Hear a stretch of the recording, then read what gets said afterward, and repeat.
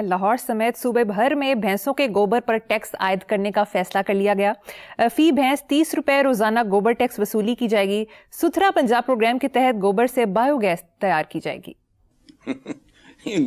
घिसा पिटा तस्वुर है। ये भुट्टो की हुकूमत के जमाने में बायोगैस के प्लांट्स लगे थे बाकायदा, and then they failed and there were reasons. अच्छा, लेकिन ये बहरहाल जिस किस्म के लोग हैं, सवाल मेरा ये है कि सिर्फ भैंसों पर ही क्यों?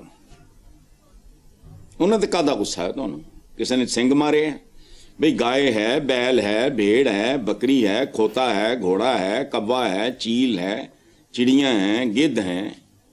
लेकिन गिद्ध तो शायद इनकी चूंकि अपनी क्लास के लोग हैं, तो बाकियों का ये बाकी सारे जानवर को जानवरों की इलीट है, ये अशराफिया है, ये इनकी असेंबलियों के मेंबर्स हैं, वो सब पे लगाओ। कोई IMF का प्रेशर है कि सिर्फ भैंस गोबर, चिड़ियां को तो पैसे नहीं होंगे, उनका ये कुछ नहीं कर सकते, लेकिन जो पालतू जानवर जितना भी हैं, कोतिया ने की बिगाड़िया है बताओ मुझे? ऊंट पालते हैं लोग, ये वो सारा गोबर शोबर। अच्छा, कमाल देखो इस मुल्क का क्या इन हुक्मरानों की अक्लें। स्वीडन ये कूड़ा शूड़ा इंपोर्ट करता, और भी कुछ मुल्क है, यहां को हिमालय जितने चोटियां होती हैं गंद गलाजत कूड़े के ढेरों की, उनका कोई इस्तेमाल नहीं है, वो उससे बिजली बनाते हैं।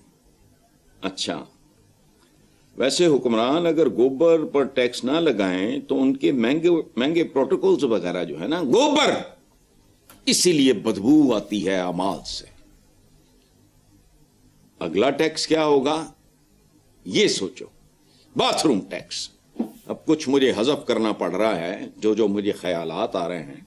गुस्ल टैक्स, शेव टैक्स, दुआ करो बाथरूम्स इनके हाथों से महफूज रहें।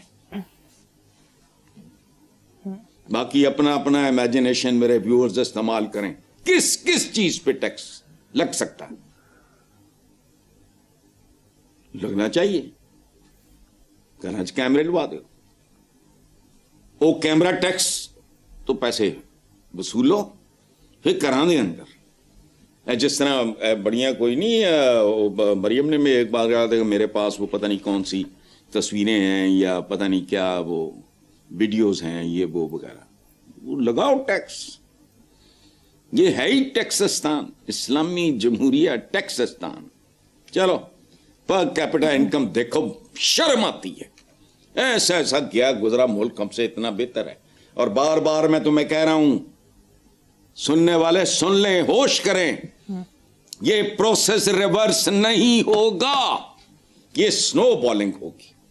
मजीद आगे देखते जाना, जो मर्जी कर लें, इशारिये में इशारिये इनके धरे के धरे रह जाएंगे।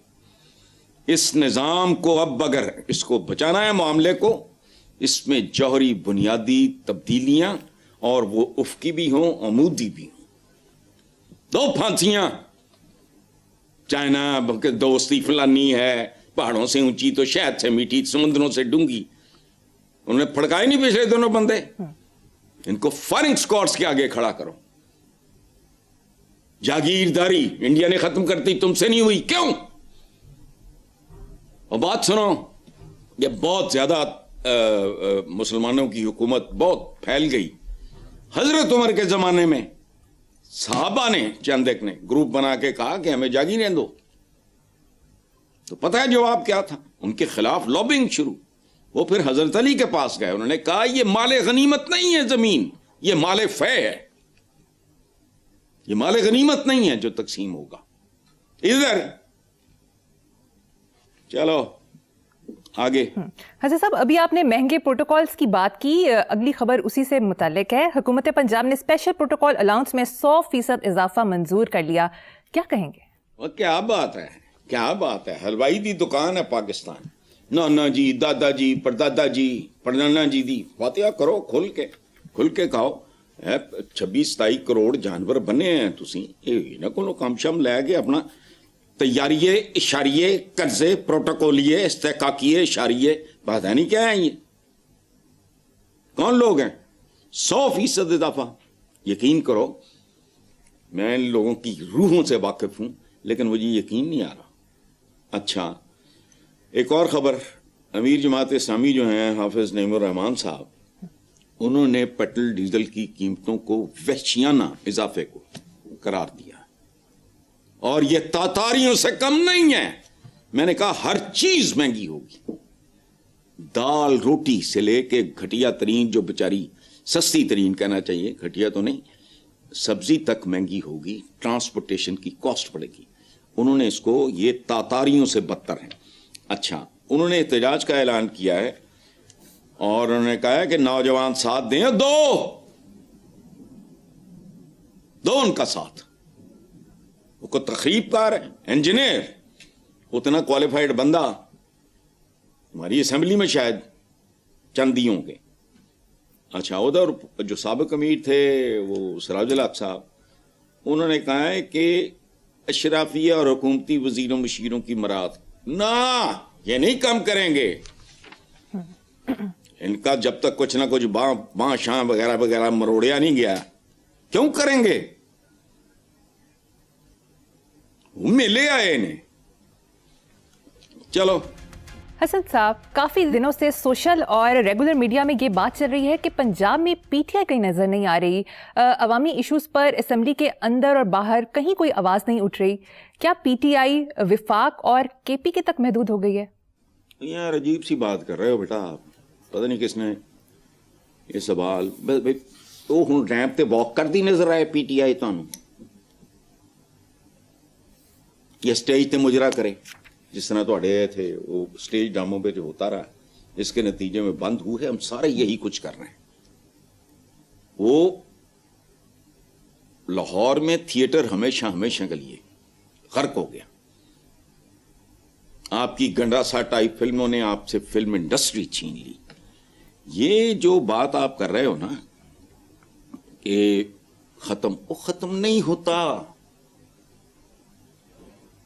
ذوالفقار علی بھٹو کو پھانسی دے دیا جدوں گیا، اس کی بیٹی 2 بار وزیر اعظم، یاد رکھنا 2 بار، اور تیسری بار بھی وہی ہوتی اگر اسے شہید نہ کر دیا جاتا. اور شوہر آج دوسری بار، میرٹ کیا ہے ان کا کہ وہ شوہر نامدار ہیں بے نظیر بھٹو کے. تمام تر جہالتوں، رسوائیوں اور بدعمالیوں کے باوجود 2008 سے لے کر آج تک سندھ پہ پیپلز پارٹی کی حکومت. اور سندھ کیا ہے؟ پورٹ سٹی ہے کراچی. سندھ کا ایسا ہے جیسے یہ چھوڑنے کو تیار نہیں ہے. وہ دی وجہ ہے وہ تو کان ہے. اب مجھے نہیں پتا سونے کی کان ہے کہ ہیروں کی کان ہے، لیکن وہ تو کان ہے. تو وہ ختم ہو گئی تھی. ختم اس طرح نہیں پولیٹیکل پارٹیز ہوا کرتی. یہ بالکل دھیان میں رہے، یہ پولیٹیکل سائنٹسٹ کا ایک متفقہ فیصلہ ہے. بلکہ ہوتا یہ ہے کہ ہمدردیاں بڑھتی چلی جاتی ہیں. بنی نو انسان عجیب چیز ہے. ہمارے 90% ہیروز تاریخ میں، صرف مسلمانوں کی تاریخ میں نہیں، اور وہ سارے کے سارے وہ ہیں جو ٹریجک ہیروز ہیں. میرا دعویٰ ہے ہم میں سے کسی کو ٹیپو سلطان کا نام بھی نہ پتا ہوتا اگر وہ لڑتا ہوا شہید نہ ہو گیا ہوتا. نواب سراج الدولہ تمہیں تو پتہ نہیں، آپ بوتھا اٹھا کے اس پہ فلمیں بھی بنا دیتے ہیں، اور وہ اس کے غزاروں کے بھی نام، اس میں آپ کو پتہ نہیں وہ کون تھا کیا تھا. یہ واز سچ اے اسٹوپڈ مین کہ ساون ٹائپ موسم میں اس کا بارود گیلا ہو گیا. جو لارڈ کلائیو تھا اس کا بارود گیلا نہیں ہوا. یعنی وہ جو جمپل ہے وہاں کی، اس میں اتنی عقل نہیں تھی کہ وہ اپنا بارود ہی بچا سکے. لیکن چونکہ وہ شہید ہو گیا، ٹریجک ہیروز ہوتے ہیں. اس لیے یہ جو چلو یہ جس پہ اچھا چور ڈاکو بھی مینوں پتا ہوندا جے جگے نے مر جانا تے ایک چھڑ 2 جم دی.